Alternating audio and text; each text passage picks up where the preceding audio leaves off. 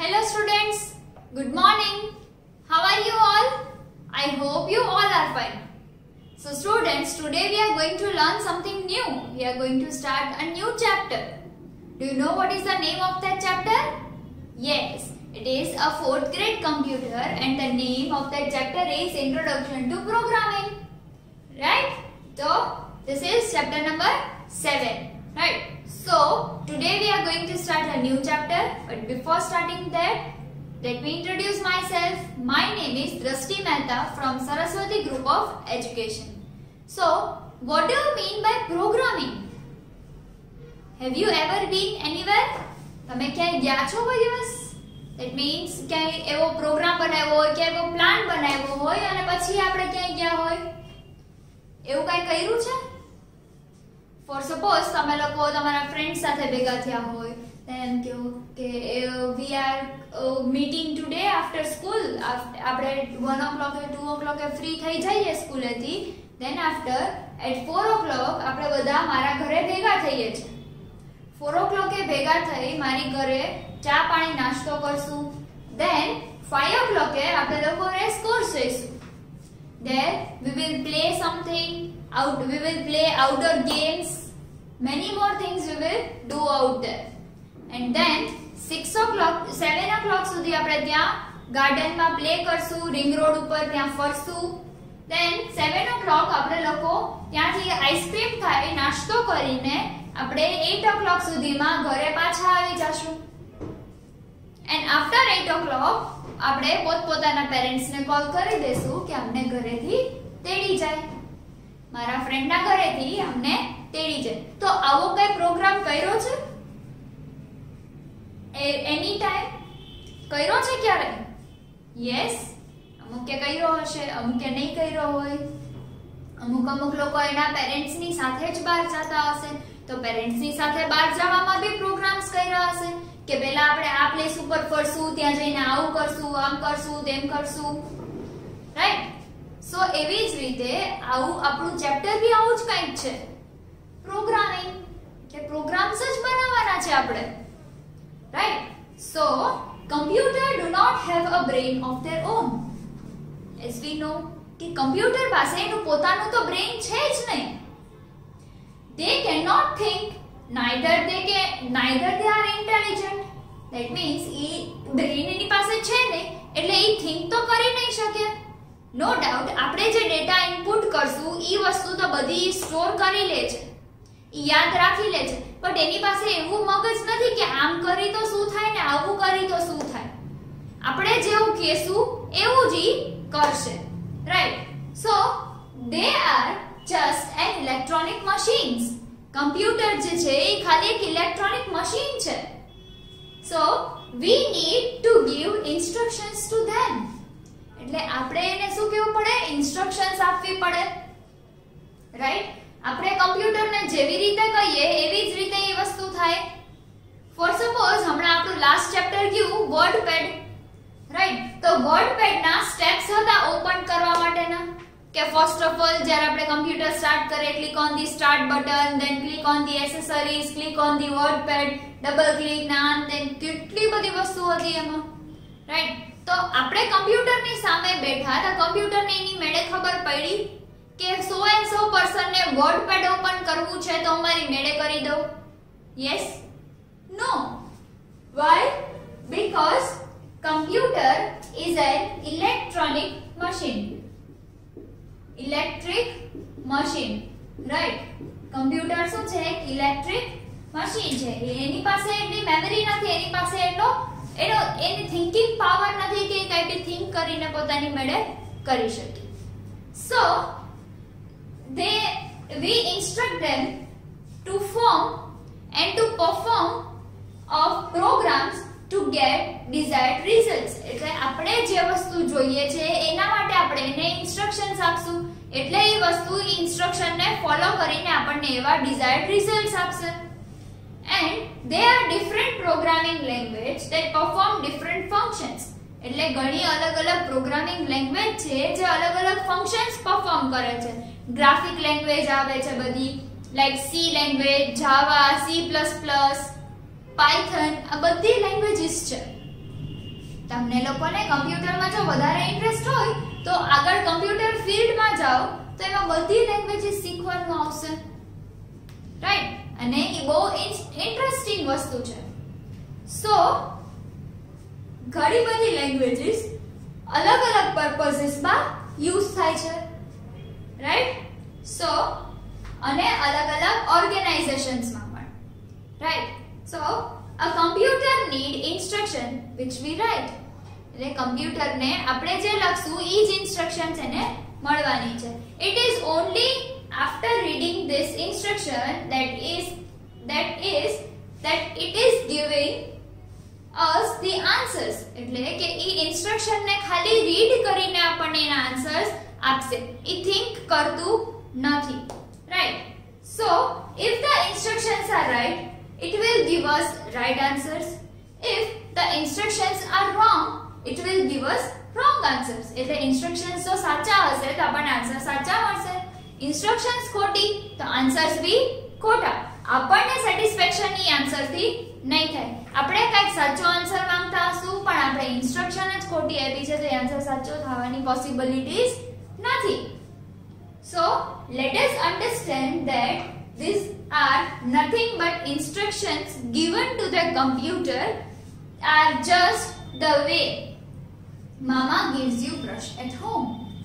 That means કે જેવી રીતે તમે નાના હતા ત્યારે તમારા મમ્મા તમને જેવી રીતે બ્રશ આપતા હતા તમારા ઘરે એવી જ રીતે કમ્પ્યુટરને ઇન્સ્ટ્રક્શન્સમાં છે. સો ફર્સ્ટ ઓફ ઓલ જો બ્રશ યોર ટીથ આપણને એમ કહી દે કે બ્રશ યોર ટીથ તો આપણને ખબર પડવાની છે. આપણે નાના હોય નાના બેબીઝને કહીએ બ્રશ યોર ટીથ, એ લોકોને ખબર પડશે? નો, નહીં ખબર પડે. બટ આપણે એમ કહેશું કે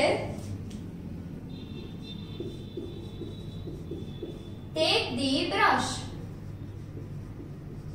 ધેટ મીન્સ કે તમે તમારો બ્રશ લઈ લ્યો. ઓર એલ્સ એની સામે આપણે એમ કહીએ કે આઈ want two brush my teeth and I will take a brush. તો હું પહેલા એક બ્રશ લઈશ, then wash it off. That means I will wash it off. ઈ બ્રશને હું પહેલા પ્રોપરલી વોશ કરીશ. Then I will apply the toothpaste. That means first take the brush, second wash it, then third one apply toothpaste. Yes, apply toothpaste. Then fourth one, brush your teeth. Brush your teeth. And fifth one, wash your mouth with water. Wash or rinse, right? એટલે કે clean water થી તમારો mouth જે છે એ brush કર્યું હોય ઈ વાળું તો એને ફ્રેશ વોટર થી સારા વોટર થી ક્લીન કરી નાખો, right? So tech the brush, wash the brush, apply the toothpaste, brush your teeth and rinse your mouth with clean water, right? તો આ કેટલા સ્ટેપ થયા? 5 સ્ટેપ. આ સ્ટેપ્સ ને બતાવ્યા પછી, આ સ્ટેપ્સ ને તમારી સામે પરફોર્મ કર્યા પછી તમે લોકોને હું એમ કહું નાઉ બ્રશ યોર ટીથ, તો હવે તમને ખબર પડશે. બટ એકવાર તો મારે તમને આ કેવું પડ્યું. સિમિલરલી એવી જ રીતે કમ્પ્યુટરમાં છે. ફોર સપોઝ હું એમ કહું કે સ્ટાર્ટ ધી લાઇટ, લાઇટ ને ઓન કરો, switch on the light, right? હું એમ કહું કે એવરી 5 સેકન્ડે લાઇટ ચાલુ થવી જોઈએ, તો મારે પહેલા આવા કઈ પ્રોગ્રામ્સ ડિસાઈડ કરવા પડશે કે એવરી 5 સેકન્ડે કઈ કઈ લાઇટ્સ ચાલુ થવી જોઈએ અને કેવી રીતે થવી જોઈએ. યસ, તો જ ઈ કમ્પ્યુટરમાં સેવ થશે એન્ડ તો જ એનું પરફોર્મન્સ બહાર આવશે, right? So this is the common sense of a human being that follow instruction using common sense and understand certain instructions even when we not specified in detail. એટલે કે અમુક ઇન્સ્ટ્રક્શન્સ એવી છે કે કોમન હ્યુમન બીંગ નો nature છે કે આપણને ઈ સલાહ સૂચન આપવામાં આવે, ઇન્સ્ટ્રક્શન્સ આપવામાં આવે તો જ આપણે એની ઉપર વર્ક કરીએ. And some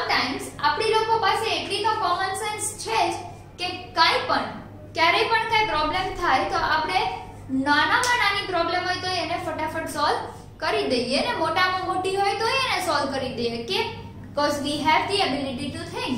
But એની સામે કમ્પ્યુટર પાસે નથી. But the computer don't. They do only what they are asked to do. For suppose જો તમને એમ કહું કે go and call so and so man. For suppose હું તમને એમ કહું કે go and call your English teacher. તમારા ઘરેથી તમને સ્કૂલે આવ્યા, સ્કૂલે મારા ક્લાસમાં બેઠા બેઠા હું તમને એમ કહું કે go and call your English teacher. તમે શું કરશો? What you will do? તમે શું કરશો? તમે ક્લાસરૂમમાંથી ક્લાસરૂમમાંથી બીજા ક્લાસરૂમમાં જાશો. ટીચરે તમને ખાલી શું ઇન્સ્ટ્રક્શન આપી છે? Go and call your English teacher. તમારા ઇંગ્લિશ ટીચરને બોલાવવાની ઇન્સ્ટ્રક્શન ખાલી આપી છે. બટ તમને લોકોને નથી કીધું, એના કરતા પણ વધારે તમારે જો બહુ આમ એવું થાય કે મારે કંઈક કરવું જ છે તો તમે શું કરશો? યસ, ઇંગ્લિશ ટીચરને બોલાવવા તો જાવ છો, બીજા ક્લાસરૂમમાં તમારા કોઈ ફ્રેન્ડ્સ હશે અને ઈ ક્યાંક બહાર તમને મળી ગયા, તેની સાથે 2 મિનિટ નાની એવી ટોક કરીને તમે પાછા આવશો. તો દીદીએ તમને ખાલી શું કીધું હતું? ઇંગ્લિશ ટીચરને બોલાવીને પાછા આવો. બટ એની બદલે તમે ઇંગ્લિશ ટીચરને બોલાવવા તો ગયા, વચ્ચે વચ્ચે તમારા ફ્રેન્ડ્સ મળ્યા તો એની સાથે વાતચીત બી કરી લીધી, ક્યાંક બીજા ટીચર મળ્યા તો એની સાથે બી વાત કરી લીધી. હા મેમ, મને આ મેમે કીધું છે કે મારા ઇંગ્લિશ મેમને બોલાવવા જવાના છે. Like this, right? સો આ બધી વસ્તુ કેવી છે કે મેં તમને ખાલી એક ઇન્સ્ટ્રક્શન આપી, એની બદલે તમે બીજી 4 વસ્તુને કરીને આવ્યા. બટ કમ્પ્યુટર પાસે એવી એબિલિટી નથી. હું તમને એમ કહું છું કે તમારે આ જ કામ કરવાનું છે તો ઈ જ કામ કરશે. રાઈટ? શું? કમ્પ્યુટર. રાઈટ? સો એનામાં આપણે કંઈક ના કંઈક પ્રોગ્રામ્સ ઇન્સર્ટ કરવા પડે છે. સો when we need to be absolutely precise while giving the instruction to the computer. એટલે કે આપણે જ્યારે બી કમ્પ્યુટરને ઇન્સ્ટ્રક્શન આપીએ ત્યારે આપણે એકદમ પરફેક્ટ અને એક્યુરેટ હોવા જોઈએ કે ક્યાંક એકાદી નાની એવી મિસ્ટેક થઈ તો રિઝલ્ટ એનું બહુ ખરાબ આવશે. આઈ ગેસ તમે લોકોએ જો રોબોટ મૂવી જોયું હોય, યસ, રોબોટ, તો એમાં ધ રોબો નેમ્ડ ચિઠ્ઠી, રાઈટ? ચિઠ્ઠી નામનો રોબોટ હોય છે. યસ, ઈ રોબોટને એમાં ડોક્ટર વસીકરણે જેટલું બી એનામાં પ્રોગ્રામ્સ ઇન્સ્ટોલ કર્યા છે એટલી જ વસ્તુ ઈ કરે છે. બટ જેમ જેમ ઈ રોબોને એની અંદર ફીલિંગ્સ નામના પ્રોગ્રામ અટેચ થયા, ફીલિંગ નામના પ્રોગ્રામ એમાં ઇન્સર્ટ થવા માંડ્યા, ઈ પ્રોગ્રામ એમાં એક્ઝિક્યુટ થવા માંડ્યા, તો ઈ થોડું પાછળ વયું ગયું. ધેટ મીન્સ કે એ જેટલો આગળ હતો, ડોક્ટર વસીકરણે ઈ રોબોને જેટલો હ્યુમન હેલ્પફુલ બનાવ્યો હતો એટલો જ ઈ હ્યુમનને ડિસ્ટ્રોય કરવા માંડ્યો હતો. રાઈટ? તો આપણે બધાએ આવા મૂવીઝ જોયા જ છે રોબોટ્સના, રાઈટ? તો રોબોટ શું છે? એનામાં આપણે જેટલા કમાન્ડ્સ ફિટ કર્યા છે, જેટલા પ્રોગ્રામ્સ ફિટ કર્યા છે એટલા જ કરશે. બટ જો એનામાં કઈ આડાવડી મિસ્ટેક થઈ ગઈ તો ઈ બહુ હાર્મફુલ રહેશે. રાઈટ? તો એવી જ રીતે આપણે કમ્પ્યુટરમાં બી જ્યારે ગમે ત્યારે ઇન્સ્ટ્રક્શન્સ એન્ટર કરીએ ત્યારે એ બહુ પ્રિસાઇઝ અને એકદમ એક્યુરેટ હોવી જોઈએ. સો પ્લાનિંગ, પહેલા શું કરવું પડશે? એના માટે પ્લાનિંગ કરવું પડશે. Right? So for that planning is important in our day to day life also. એટલે પ્લાનિંગ આપણા ડે ટુ ડે લાઈફ માટે બી બહુ ઇમ્પોર્ટન્ટ છે. The principal of a school plan a timetable for the students and teachers for smooth functioning of the classes.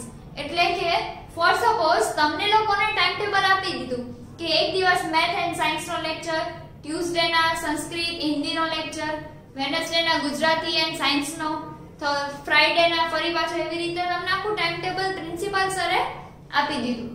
Similarly એવી જ રીતે principal સરે ટીચર્સને બી timetable આપ્યું.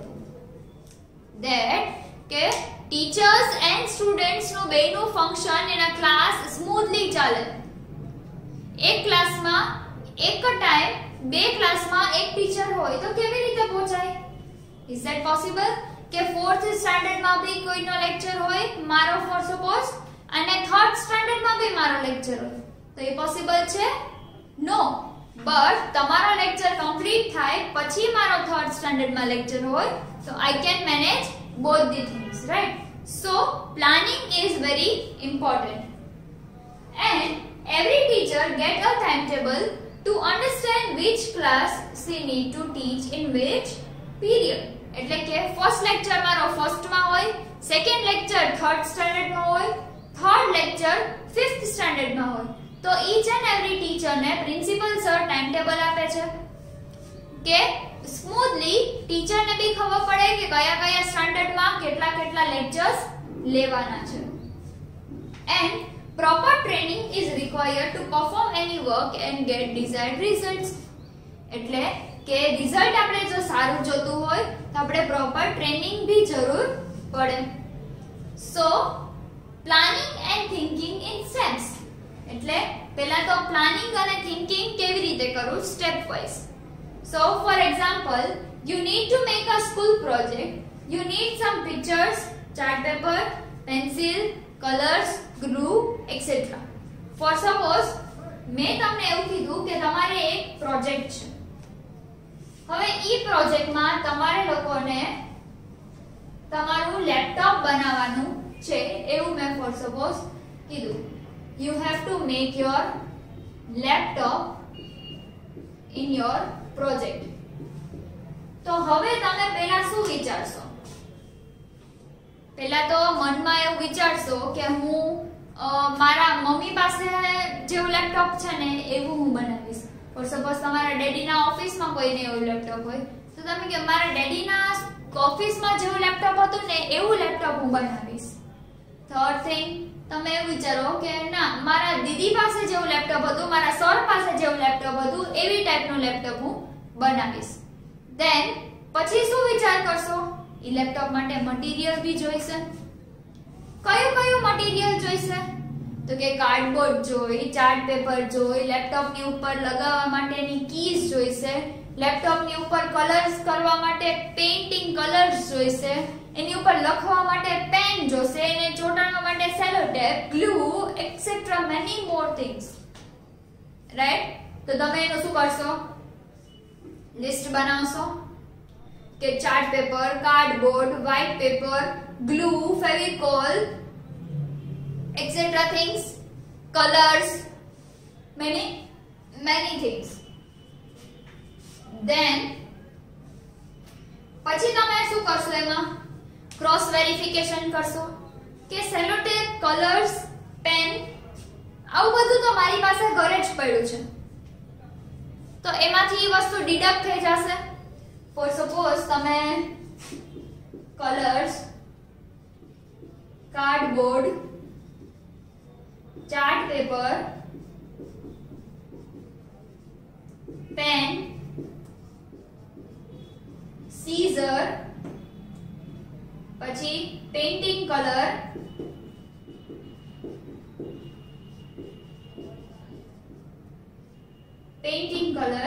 then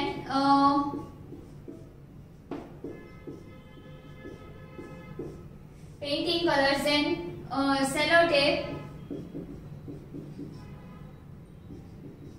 આટલી વસ્તુ તમારે અત્યારે ટેમ્પરરી જોઈએ છે. ધેન હવે આમાંથી એક સેલો ટેપ તમારા ઘરે પડી છે, પેન છે, સીઝર્સ છે, આ કલર્સ બી પડ્યા છે સાદા, પેઇન્ટિંગ કલર્સ બી પડ્યા છે. હવે તમારે લેવાની કઈ બે વસ્તુ રહી? કાર્ડબોર્ડ અને chart paper, right?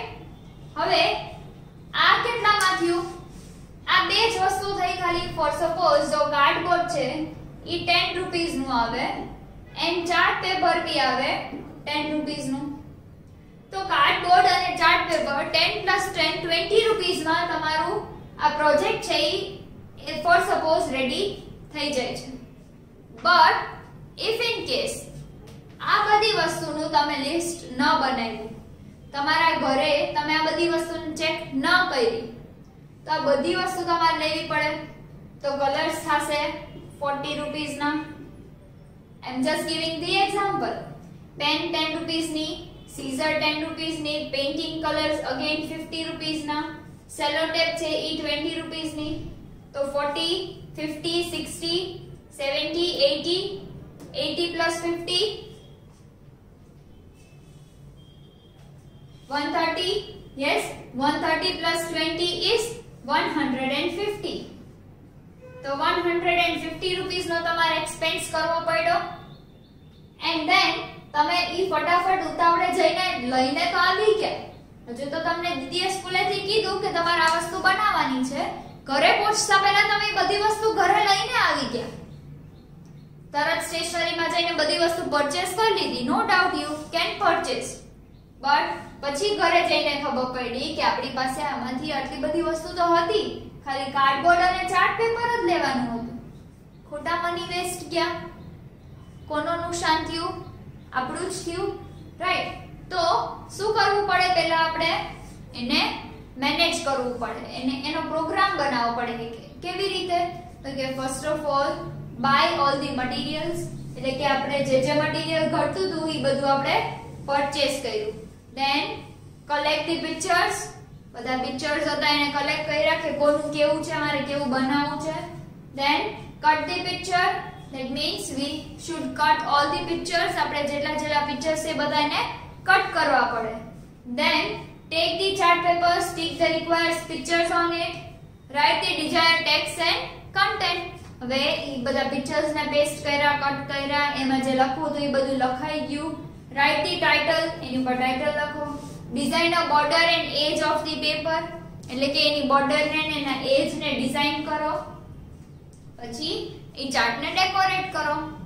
So proper planning is required to execute any task and get the desired result. Clear thinking result into clear outcome, right? હવે આમાંથી તમે એમ કહો કે અરે ના ના મારે આવું નહીં, આવું બનાવવું છે, તો એ તમે કન્ફ્યુઝ થયા. કન્ફ્યુઝ થાવ એટલે તમારી વસ્તુ બગડે. એટલે અહીંયા શું કહે છે કે આપણે જેટલા ક્લિયર હશું એટલું ક્લિયરલી આપણું રિઝલ્ટ પાછું આવશે બહાર, right? So let us understand with another example. Whenever you enter a bookstore, you with your mama to buy some books, she will ask you a specific category. For example, તમે લોકો ક્યારે તમારા mummy સાથે ક્યાંય બહાર ગયા, આપણે અહીંયા બુક નું એક્ઝામ્પલ આપ્યું છે, તમને લોકોને હું ક્લોથ્સ નું એક્ઝામ્પલ આપું. તો if you are a girl, right? હું મારું એક્ઝામ્પલ આપું, હું એક ગર્લ છું, રાઈટ? હું મારા મમ્મા સાથે ક્યાંય પણ શોપિંગમાં જાઉં તો મારા મમ્મા મને શું પહેલા પૂછશે કે દ્રષ્ટિ તારે શું લેવું છે? હું એમ કહી દઈશ મમ્મા કપડા. That is not a proper answer, right? હું એમ કહું મમ્મા મને જીન્સ ટી શર્ટ લેવું છે, મમ્મા મને લેગિન્સ કુર્તું લેવું છે, મમ્મા મને વન પીસ લેવું છે, mamma I want to buy a sari, anything. તો હું એટલી ક્લિયર થઈ કે મારે કઈ વસ્તુ લે, કઈ કેટેગરીના ક્લોથ્સ લેવા છે. પછી એમાં પાછું ઈ આવે કે તારે વેસ્ટર્ન લેવા છે, તારે ટ્રેડિશનલ લેવા છે, કે તારે ઘરમાં પહેરવા રૂટીન લેવા છે. એમાં હું પાછી કન્ફ્યુઝ થઈ. પછી એમ કહું નો મમ્મા ઘરમાં પહેરવા માટે ઘણા બધા છે, આઈ want to go for a western or traditional.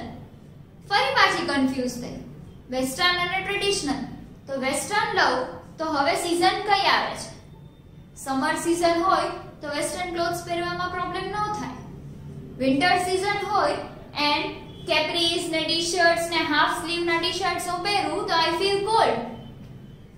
So I would prefer leggings kurta, traditional dresses, right? તો હું મારા મમ્માને ટ્રેડિશનલ ડ્રેસ માટે લઈશ. હવે ઈ ટ્રેડિશનલ ડ્રેસમાં પણ half sleeves, collar, full sleeves, long, short, medium range, high range, heavy, ઘણી બધી વસ્તુ આવે છે. But I should be clear with my mind that I want to buy this particular kind of thing.